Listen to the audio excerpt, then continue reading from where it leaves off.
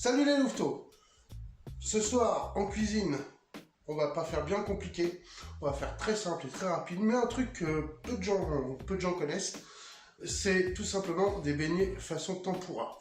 Donc on a tous des fois des petits des légumes qui tardent un peu au frigo, plutôt que de les manger, voilà, ou plutôt que de les jeter, et puis faut pas, ça c'est pas bien.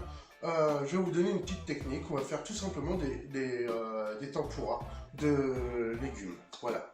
Donc ce sont des beignets très légers parce qu'il n'y a pas d'œuf, il n'y a pas de lait. Fait avec les ingrédients qui vont suivre. Donc pour ça on a besoin de farine. Voilà. Alors là, je cache la main. Alors là j'ai pris de la pour le coup j'ai pris de la farine spécial gâteau. Il y a déjà de la levure dedans, donc pas besoin d'en rajouter. Si vous en avez pas, c'est pas grave. Farine, à côté levure. Voilà. Mais là, c'est pour vous dire, voilà, on peut faire une façon plus speed encore. Donc, toujours pour le tempura, hein, pour la pâte. Du sel fin. Je vais mettre, moi, des graines de lin, mais vous pouvez mettre des graines de cumin, des graines de sésame noires. Vous pouvez mettre tout ce que vous voulez, en fait. Voilà, c'est juste pour donner un petit cachet en plus. Piment d'Espelette. Ensuite, nous avons besoin d'eau pétillante, d'eau gazeuse. Voilà. Rien de plus compliqué pour la pâte à beignet. Ensuite, pour les légumes. Alors moi, j'ai tout simplement préparé. J'avais des poivrons, un peu de poivrons dans le frigo. Voilà. Donc je les ai coupés en cette section-là pour que ça prenne pas trop de temps à cuire, comme ça vous gagnez aussi. Et puis on gagne aussi en énergie, hein, parce que quand on met moins de temps à cuire, on utilise moins l'électricité ou le gaz, ça dépend comment on chauffe. Des courgettes et des poireaux. Voilà. J'ai failli vous faire poireauter là. Donc voilà, juste ça. Après, vous pouvez faire avec des oignons, c'est sympa aussi. Vous pouvez le faire, tiens, je vais en faire avec les oignons aussi. Vous pouvez le faire avec de l'échalote. Hein. Donc, coupez à peu près les légumes toujours de la même, du même gabarit à peu près. Comme ça vous permet d'avoir toujours la même, le même temps de cuisson. Voilà. Bon bah, hein. Ensuite, côté cuisine, c'est-à-dire côté ustensiles, on va avoir besoin forcément de tout ce qu'il faut pour éplucher les légumes et tout. Moi, c'est déjà fait, donc je suis tranquille. On va avoir besoin d'un bol assez grand, assez profond pour faire notre mélange, notre pâte à beignet. Alors, vous pouvez prendre un saladier si vous êtes une famille nombreuse. Moi, ça me suffit largement bien. Ensuite, là-bas, nous avons besoin d'huile neutre et d'une poêle, d'une sauteuse, poêle à frire, sauteuse, comme vous voulez, ou même les faire en friteuse, mais voilà, on surveille moins bien. Dans un récipient avec un sopalin pour recevoir les légumes cuits, voilà, afin d'éponger l'excès.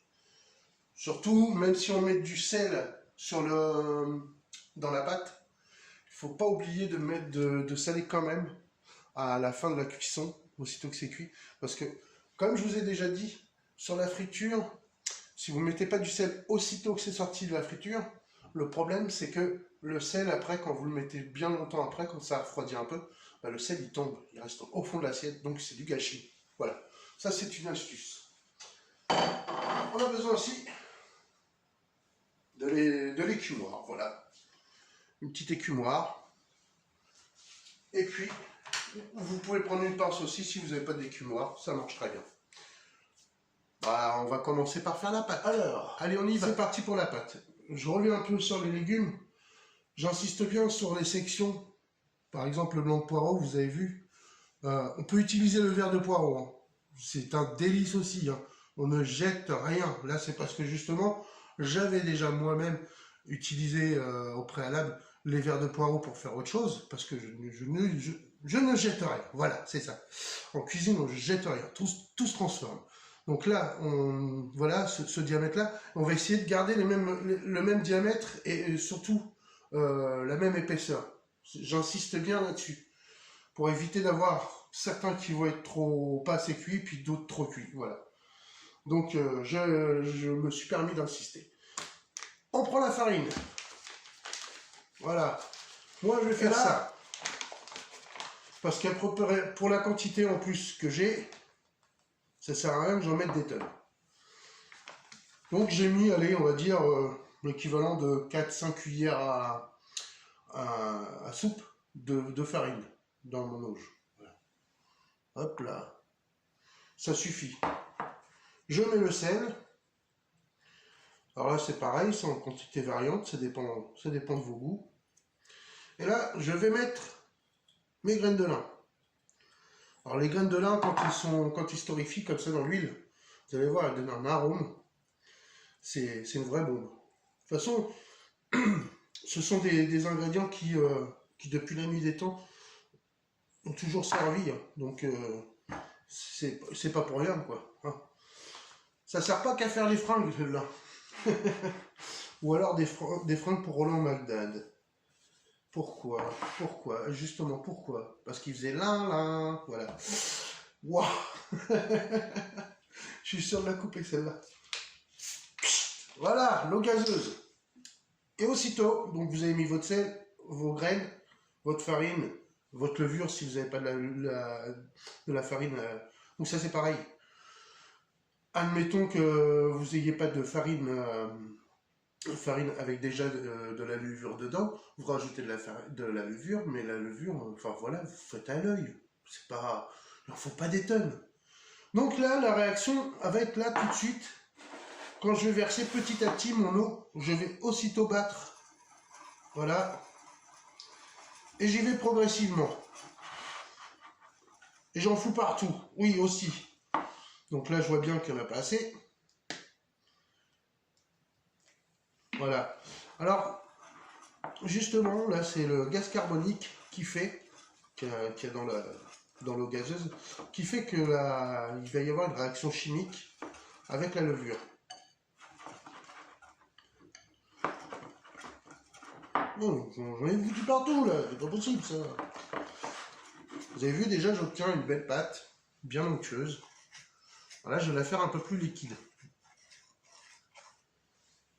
Sinon, elle va être trop pouf. Comme dirait Mercotte, pouf pouf. Voilà, elle va être trop pouf pouf. Non mais tu te rends compte, non? Face à la télé pour dire des conneries, pareil, Mercotte.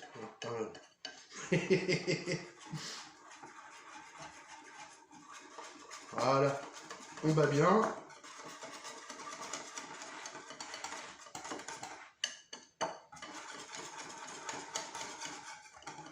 Ah, moi je trouve qu'elle est assez maintenant pour moi. Et moi, pour la quantité de légumes que j'ai, en tout, j'ai fait assez. J'en ai fait assez. Voilà.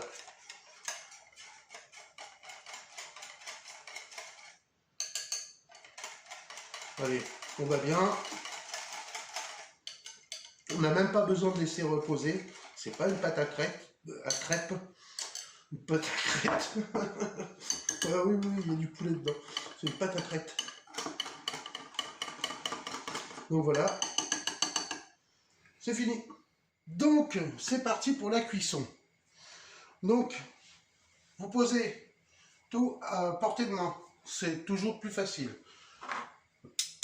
La pince qui va bien ou l'écumoire, comme vous voulez. Moi, je crois que je vais faire avec la pince, ça va être très bien. Et on peut rajouter aussi une chose. Voilà. Donc là, j'ai mis mon huile à chauffer.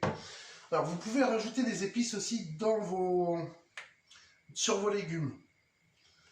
Mais là, je vais rajouter moi plus de poivre, du poivre, tout simplement. Donc voilà, je mets du poivre. En bonne quantité parce que moi j'aime le poivre. Je suis désolé, mais si on m'annonce quelque chose, il faut que j'ai le goût. Voilà. Tout simplement. Et là, on va faire un test. On va prendre déjà, hop, le petit. Voilà, on le fait bien, tourner dans la pâte. Alors, je vais tester, voir mon huile si elle est chaude ou pas. Alors, il manque encore un peu. Ça se détache. Bon, c'est pas mal. Allez, on peut commencer. Mettez toujours les légumes les plus longs à cuire avant. Enfin, après, c'est pas grave, hein, vous savez ce que c'est. Mais bon, c'est plus simple comme ça. Vous avez vu, il y a une belle réaction là, dans la poêle. Je sais pas si vous voyez bien. Vous avez vu dans la poêle, ça frit. Ben, s'il a frit, il a forcément tout compris. C'est un légume qui pense. Hop. Allez, on y va. De toute façon, la couleur donnera le croquant. C'est-à-dire, je m'explique. Si vous le trempez dans l'huile et que vous le ressortez blanc, forcément, il n'y aura pas beaucoup de croquant. Ce sera plus moelleux que croquant. Hop, hop, hop, hop, malheureux. Jette pas tout comme ça. Bon, j'aurais pu la faire un peu plus enrobante, hein, mais vous allez voir, ça suffit largement. Alors, le premier que j'ai mis, il est par là. Hop. Là, sur un tempura, là, on est sur une belle coloration. On commence déjà à avoir du croquant quand ça commence seulement à jaunir. Et il faut savoir aussi que la pâte tempura est très transparente par rapport à la pâte à crêpes, par exemple, ou la pâte à beignet. Tout simplement parce qu'on utilise de l'eau. Donc elle va être très translucide. Donc pour avoir une coloration, il faut y aller quand même.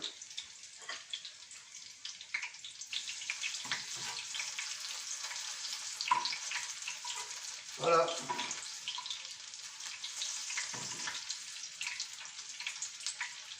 Je vous explique même pas l'odeur qui se dégage. Je vais un peu juste. Alors c'est pareil, la quantité d'huile, c'est vous qui voyez. Hein. Moi j'en ai mis très peu parce que j'ai pas beaucoup de légumes à faire, donc voilà. Prenez bien soin surtout hein, de bien tremper vos légumes dedans, dans votre pâte à beignet.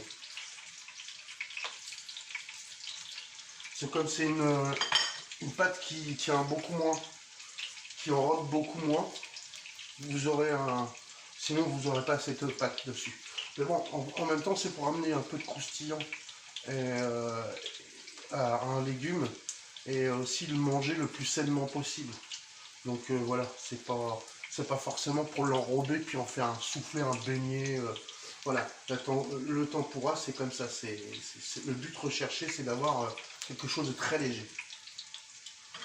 Donc on peut faire pareil forcément avec des fruits et on peut faire pareil aussi avec, des fruits de mer comme les moules, les huîtres, les crevettes. Voilà.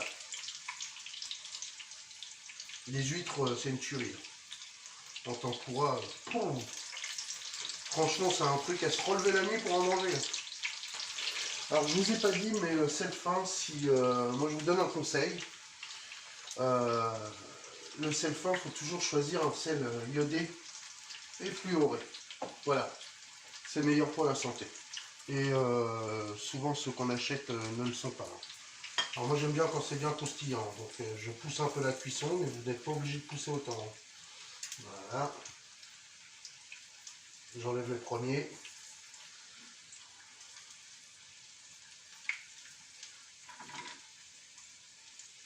Ceux qui à mon goût ont déjà pris assez de... Donc là vous avez vu, aussitôt, hop, pas trop, mais juste comme ça, voilà. Hop, vous fleurez un peu avec le sel. Allez, on continue.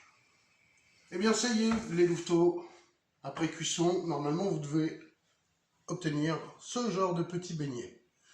Voilà. Là c'est un... non mais ça ouvre l'appétit, moi je vous assure que les enfants qui ne mangent pas de légumes, vous leur faites ça, mais ils vont être friands de ça, c'est normal. Je veux dire, c'est tout croquant. Je vais faire l'essai, voilà.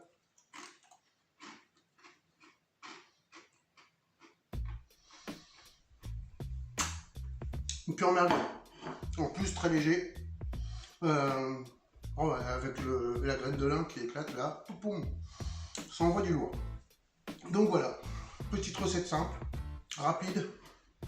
Je vous refais voir. Régalez-vous.